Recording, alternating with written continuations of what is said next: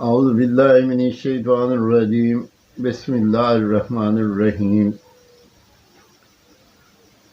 اللہم صلی علی سیدنا مولانا محمد وعلی آل محمد وبارک وسلم وصلوا علیہ الحمدللہ رب العالمین والصلاة والسلام علی سید المرسلین اما بعد فاعوذ باللہ من الشیطان الرجیم بسم اللہ الرحمن الرحیم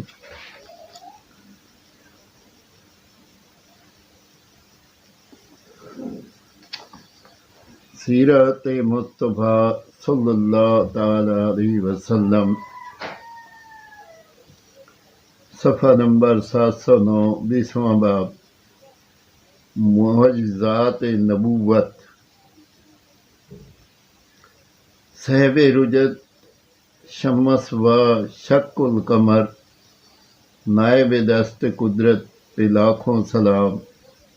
فرش تا عرش ہے جس کے زیر نگیں، اس کے قاہر ریاست پہ لاکھوں سلام۔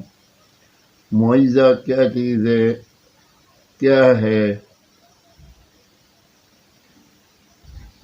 حضرات انبیاء کرام علیہ الصلاۃ والسلام سے ان کی نبوت کی صداقت ظاہر کرنے کے لیے کسی ایسی تعجب خیز چیز کا ظاہر ہونا جو عادتاً نہیں ہوا کرتی، اسی خلاف عادت ظاہر ہونے والی چیز کا نام معجزہ ہے۔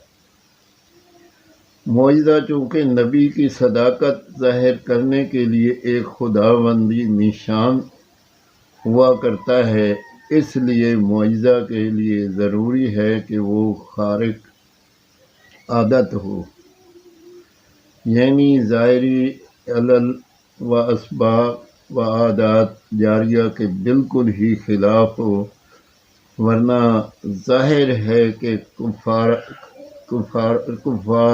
اس کو دیکھ کر کہہ سکتے ہیں کہ یہ تو فلاں سبب سے ہوا ہے، اور ایسا تو ہمیشہ عادتاً ہوا ہی کرتا ہے۔